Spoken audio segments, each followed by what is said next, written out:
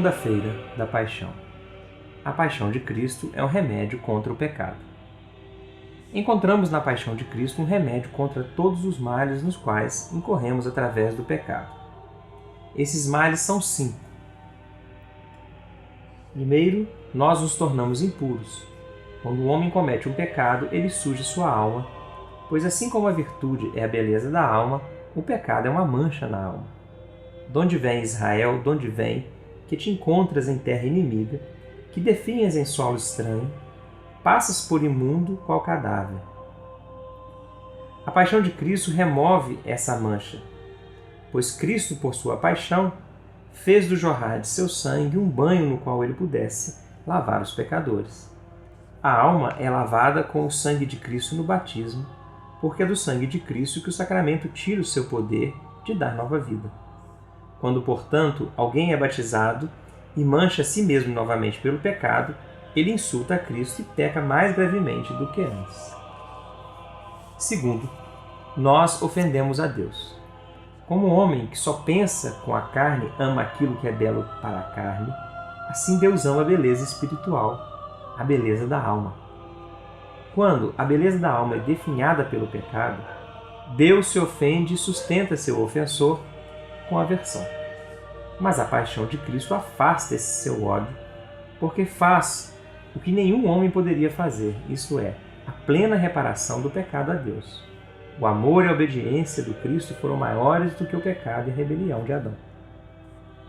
Terceiro, nós enfraquecemos. O homem crê que, uma vez que cometeu um pecado, será capaz de se abster do pecado no futuro. A experiência mostra bem ao contrário. O efeito do primeiro pecado é enfraquecer o pecador e torná-lo ainda mais inclinado ao pecado. O pecado domina o homem mais e mais, e o homem, por si só, forte o quanto for, coloca-se em um tal estado do qual ele não é capaz de sair. Como um homem que tenha se atirado num poço, ali ele deve permanecer, a não ser que seja resgatado por algum poder divino. Depois do pecado de Adão, portanto, nossa natureza humana foi enfraquecida, perdeu a sua perfeição e os homens tornaram-se mais inclinados a pecar.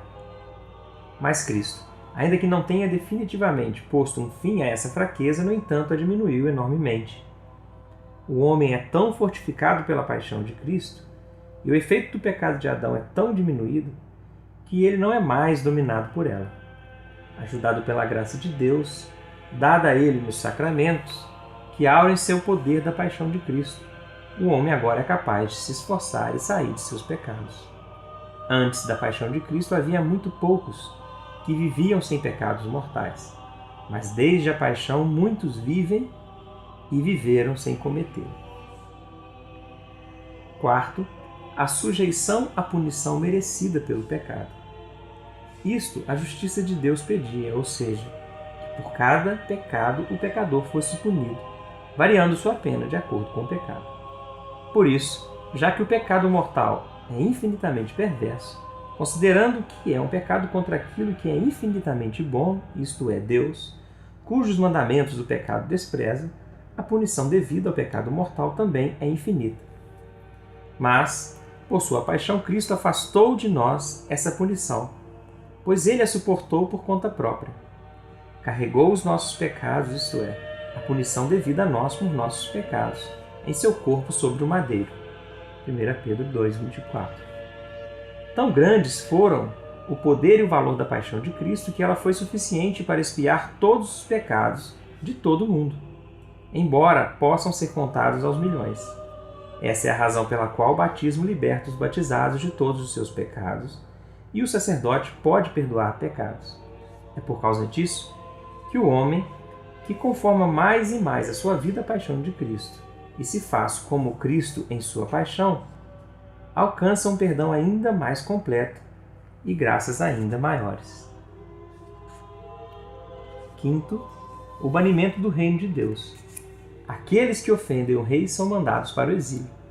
Assim também o homem foi expulso do paraíso. Adão, tendo pecado, foi lançado para fora imediatamente e os portões se fecharam para trás dele. Mas, por sua paixão, Cristo abriu esses portões e chamou de volta do exílio esses exilados. assim como o lado de Cristo se abriu pela lança do soldado.